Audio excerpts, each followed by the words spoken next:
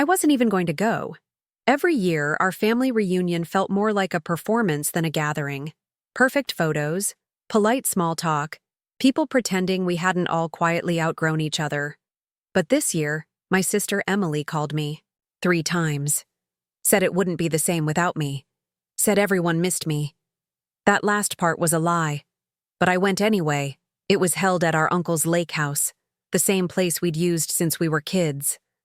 Same grilled corn on the cob, same unspoken seating chart, same inside jokes I wasn't part of anymore. I brought a bottle of wine and a homemade cake. Everyone else brought matching outfits and camera crews. Well, almost. They'd rented a photographer for the day. To capture memories, someone said.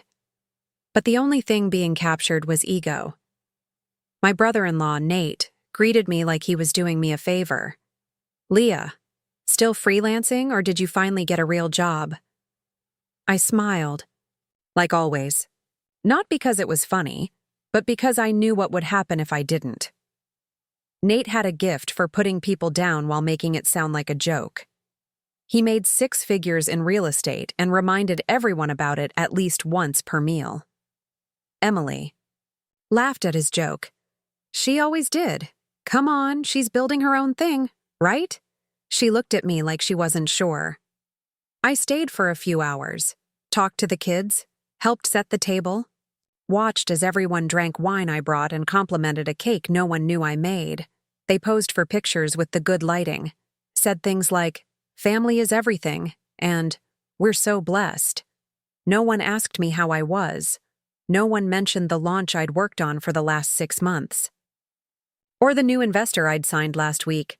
To them, I was still the artsy one, the one who travels too much and doesn't really share much online, which was true. Because when you learn people only value what they can see, you stop showing them things. By sunset, I grabbed my keys and left quietly. Didn't wait for goodbyes. Didn't offer hugs. Just drove home in silence, headlights off until I hit the main road. I took a hot shower, ordered takeout, sat on the couch with my laptop intending to unwind. And that's when I saw it. A banking alert. Recent large transfer, $50,000, approved. My stomach dropped. I refreshed the app, checked again, $50,000, gone, moved out. Of one of my backup accounts. An old one I rarely touched. At first I thought it was fraud. A hack. A banking error. But then I saw the account name it had been linked to. Nathan Taylor, my brother-in-law. And that's when I remembered. 5 years ago, during my mom's medical emergency, I'd linked him temporarily as a co-authorized user on that account to help process payment transfers, and I'd never removed him. I stared at the screen, heart pounding, $50,000 gone. Just like that. At first, I thought there had to be some mistake. I checked the account history again, fingers shaking. The transfer had been made just 4 hours earlier, right after the reunion, right after I left. And it wasn't a slip of the finger or a decimal point error. It was $50,000, clean, deliberate, and direct. I stared at the line on the screen. Transfer. Want Nathan Taylor confirmed. I hadn't used that account in months. It was my emergency stash. A silent safety net I'd built up over years of skipping trips, secondhand clothes, cheap groceries. That account had history in it. Choices, sacrifices. Nights I said no so I could say yes to myself later. Now it was empty, and Nate, my sister's husband, had drained it. Called the bank first. Desperate, the woman on the phone was polite, apologetic, and ultimately useless. "Ma'am, the account shows that Nathan Taylor was authorized as a secondary user in 2019. I already knew that, but I never thought he'd actually use it. Not like this, not without asking, not without even telling me. I understand how upsetting this is," the woman said softly. "But from our end, this wasn't unauthorized. It wasn't just upsetting, it was personal." I sat frozen for maybe 10 minutes. No crying, no yelling, just a strange, hollow stillness, like something cracked and didn't make a sound. Then, I called Emily. She answered on the third ring. "Hey, everything okay?" My voice was low, steady. "Did you know Nate transferred $50,000 from my account today?" There was a pause. Not long enough to be shocked, just long enough to decide how to lie. "Leah, he was going to tell you he didn't. We needed help, okay? It's been a rough year and—" "So you took it, without asking." Another pause, then a sigh. "We thought you'd understand. You never really use that account anyway." That sentence cut deeper than any insult, like, the things I saved didn't matter, because I didn't show them off, because I didn't struggle publicly. Then, in the background, I heard Nate's voice.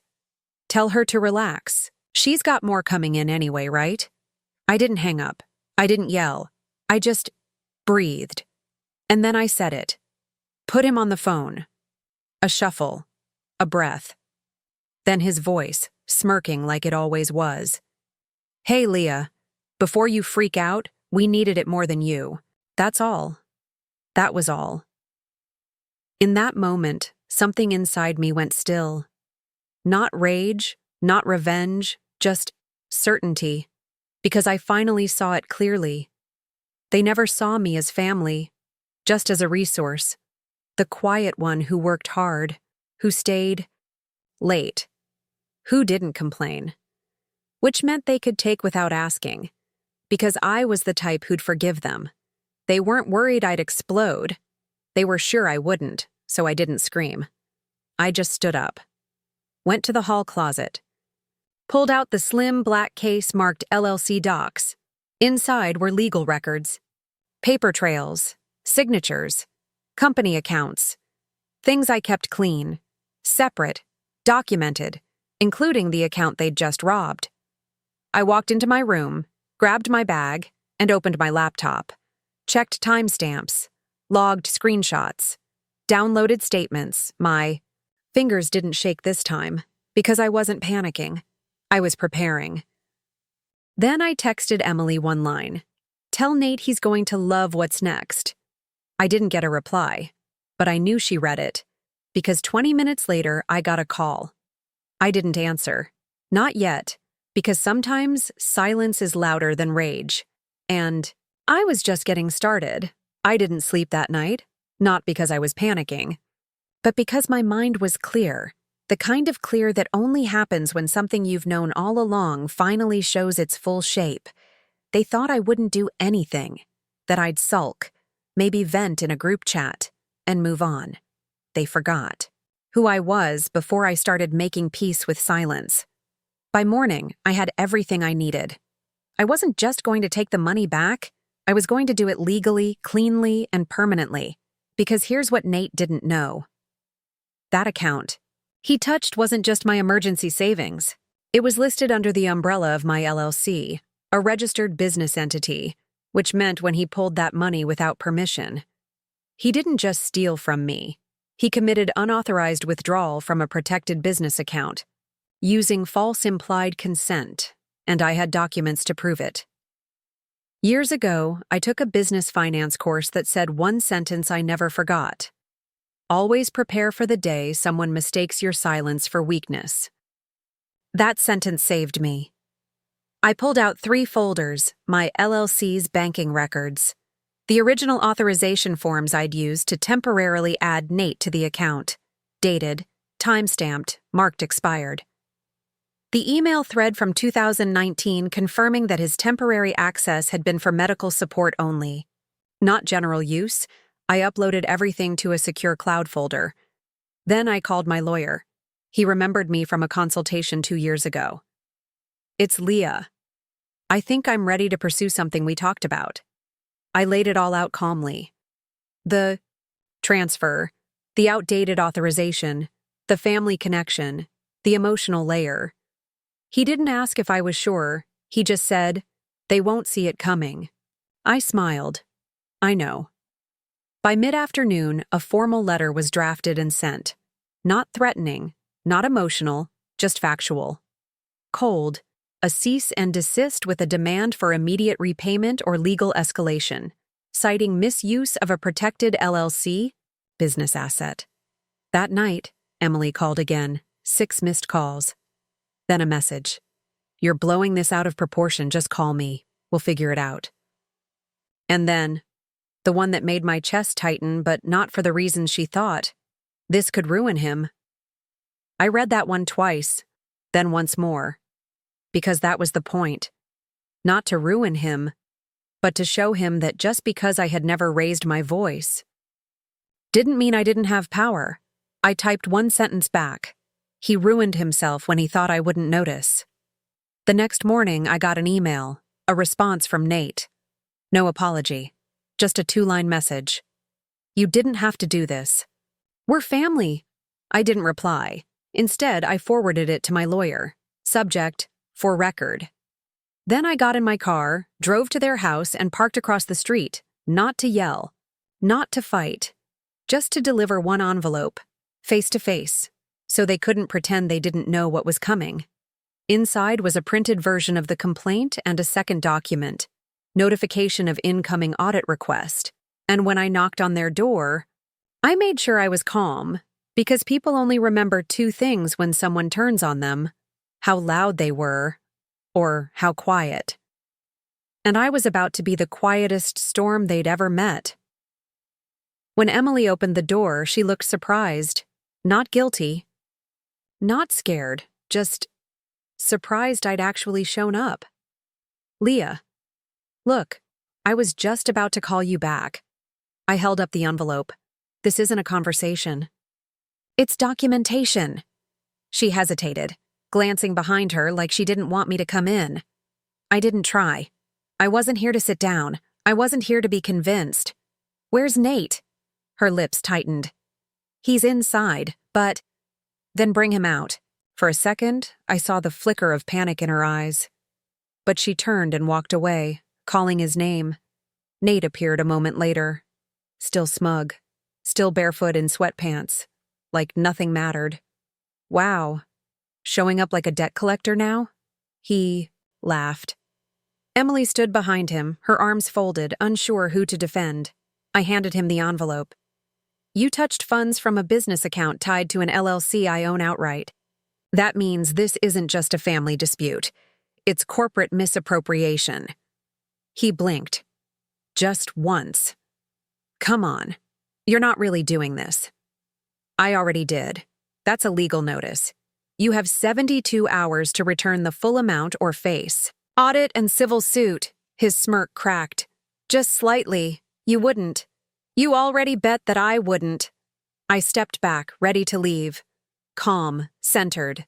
But just before I turned around, I said it. The line that had been simmering in my chest since he laughed over the phone. "You said you needed it more than me?" He didn't answer. "Then you'll love what's next." I walked away. Didn't raise my voice. Didn't look back. Just left him standing there, holding a legal bomb with a dumb smirk trying to hold its shape. 2 hours later, I got a notification that the document had been scanned and forwarded to a lawyer. His. That was fast. I smiled, let him scramble, because I wasn't scrambling anymore. But the real moment didn't come until 2 days later. And hours had passed. Still no payment. No apology. No resolution. Just silence. Until the door opened, and everything changed. It was a Thursday morning. I was working from my kitchen pouring tea when I got a text from my attorney. He's ignored the deadline, forwarding the complaint to State and Federal Fraud Review Board. Be home this morning. You may receive contact. 10 minutes later, there was a knock. I opened the door to 2 people in plain clothes. They introduced themselves calmly. One from the State Financial Crimes Bureau, the other from Fraud Oversight Review. They weren't here with handcuffs. They were here with clipboards, which somehow always feels worse. "Are you Leah Morgan?" "Yes." "We've received a civil complaint involving a potential misuse of business funds. We'd like to ask a few questions about the account in question." I nodded and stepped aside. My folder was already waiting on the kitchen table. I walked them through everything. the LLC, the emergency access granted in 2019, the expired authorization, the $50,000 transfer with no consent. I showed them bank screenshots, logged call records. The letter from my attorney. They didn't say much, just nodded, wrote things down, asked clear, quiet follow-ups. They thanked me, said they'd reach out again if needed. Then one of them asked, "Do you know where Mr. Taylor currently resides?" Gave them the address without hesitation and watched their car pull away. It took less than an hour.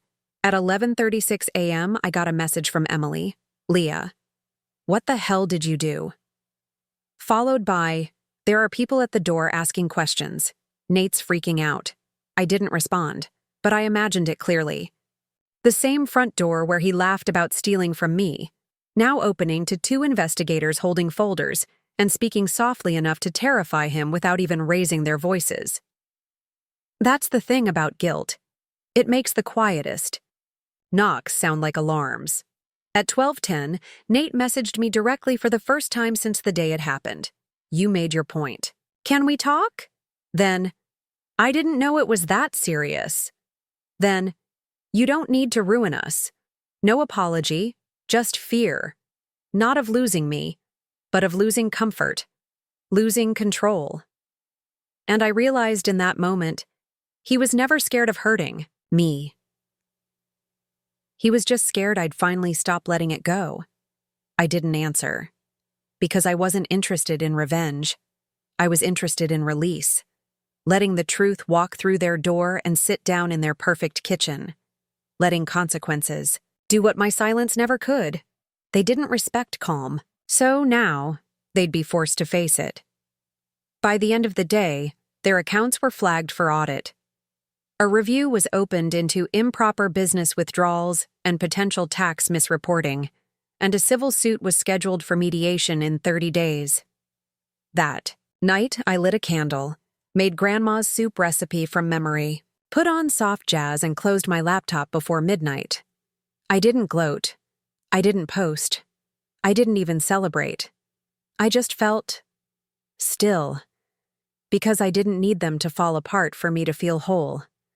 I just needed them to finally understand. I wasn't the weak one. I was the one who waited. The first court session lasted less than 40 minutes. Nate tried to talk, tried to reframe it as a misunderstanding. Emily sat beside him, pale and tight-lipped, fingers knotted together in her lap. But documents. Don't flinch. And the law doesn't care about family group chats.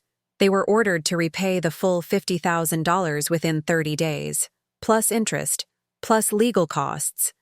It wasn't dramatic. No shouting, no slamming doors, just signatures and silence. A week later, the wire transfer came through. I stared at the notification on my screen. 58,492.13 received. And for a second, I didn't feel triumph. I just felt free. Not because the money was back, but because they were out of my life. The invisible weight I'd been carrying for years, being the bigger person, the silent one, the default fixer, finally lifted. I had stopped being their safety net, and I had become my own protection. Emily hasn't called since. Not even after the repayment cleared. She unfollowed me quietly, deleted her posts, went back to pretending the whole thing never happened. That's how people like her survive shame. They pretend it didn't exist. But I don't need her to say sorry, because I already gave myself closure, and I know now. I never stopped being her sister. She just stopped acting like one. As for Nate, he lost a few clients. When word got out about the legal complaint, a couple of investors pulled their support. One of them, a silent backer on a property flip, happened to be someone who followed my business blog. She messaged me privately. Didn't realize he was that kind of guy. Thanks for the heads up, indirectly. I didn't reply. Didn't need to, because justice isn't about wrecking someone's life. It's about no longer letting them wreck yours. These days, I walk slower. I close my laptop before 7. Take Sunday. Mornings off. Stopped checking my bank app like it was a lifeline, because it's not anymore. Now I spend money on things that matter. Not flashy, not to prove a point, just quiet things. Books, plants, better food, a new chair for my home office, a soft green reading lamp I've wanted since college. Last week, I signed a new client, a woman-led tech startup that saw my story online and said, "We want someone with your spine." Funny, no one ever used that word for me before, not until I stopped giving it away. They thought I was the easy one, the soft one, the one who could take the hit and still smile at Thanksgiving. And for a while, I was. But I've learned something I wish I'd understood 10 years ago. Being quiet doesn't mean you owe them silence. Being generous doesn't mean you owe them forgiveness. And being family doesn't mean they get to rob you blind and call it love. My peace cost me $50,000, but it paid me back in something bigger. A version of myself I can finally trust. One who listens less, speaks when it counts, and never, ever forgets to lock her accounts. Would you have gone this far to get your peace back? Or would you have walked away? Share your thoughts below. And don't forget to subscribe for more true stories about silence, strength, and standing up when it matters most.